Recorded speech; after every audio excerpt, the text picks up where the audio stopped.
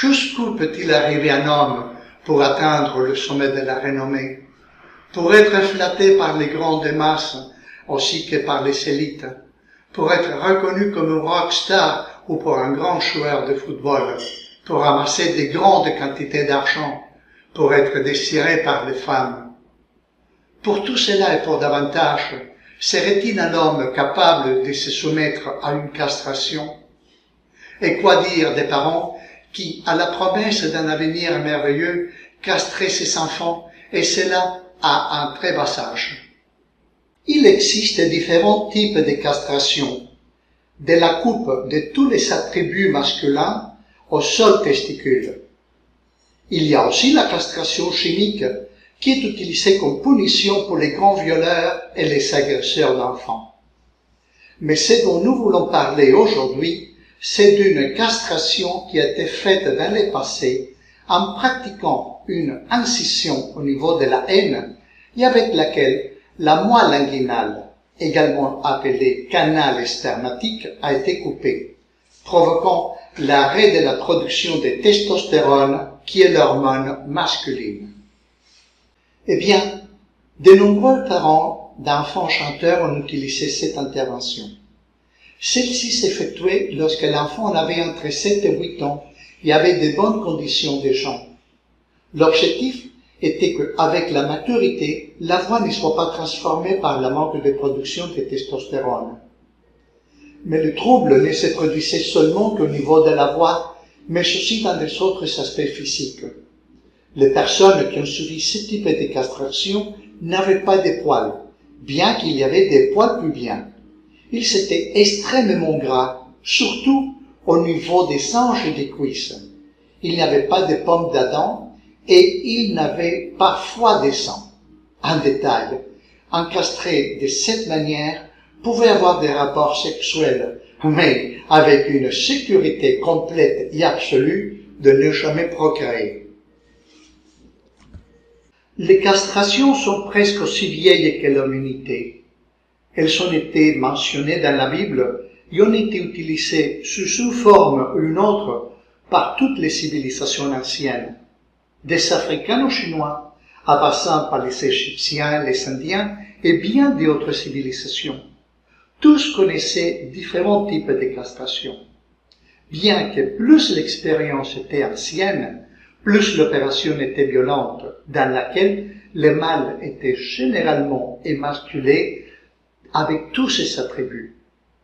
À la fin du XVIIIe siècle, une secte a émergé en Russie qui a proclamé que la pureté de l'âme passait par la incontinence sexuelle. Ce sont les Skopsi qui pratiquaient non seulement la castration masculine, mais aussi la féminine. Les femmes ont eu même leur sein mutilé. Cette pratique a complètement disparu avec l'arrivée du pouvoir soviétique au début du XXe siècle. Eh bien, déjà pendant l'Empire byzantin, les voix des castrés étaient utilisées pour des gens religieux. On pense que la montée de l'utilisation de ces voix a été avec la reconquête des Espagnols de leur territoire occupé par les Meurs, car dans les cours du califat du sud de l'Espagne, il était normal que les hommes castrés divertissent le soir.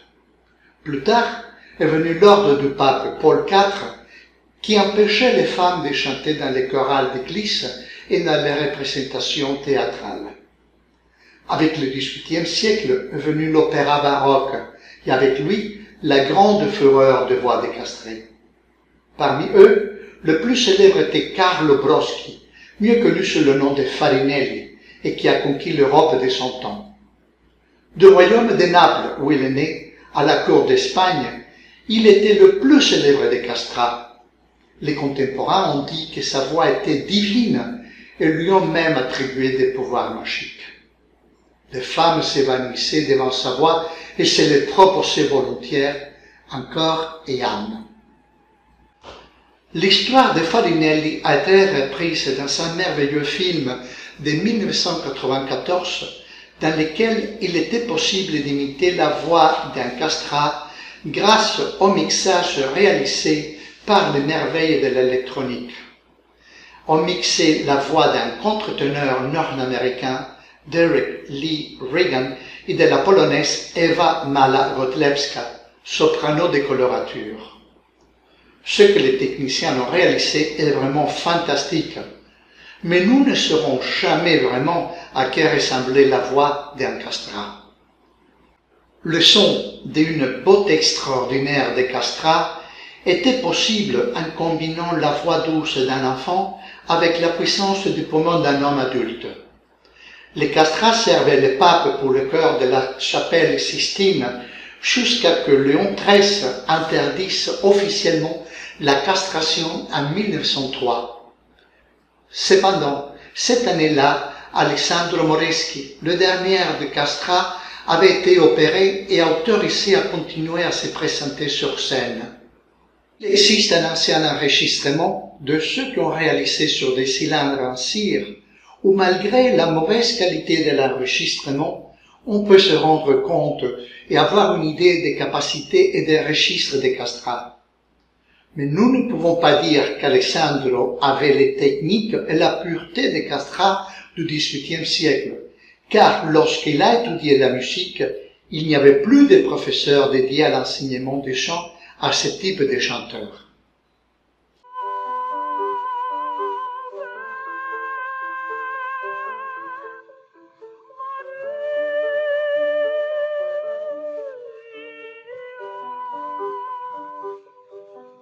Toujours, on obtient des sonorités similaires à celles des anciens castrats.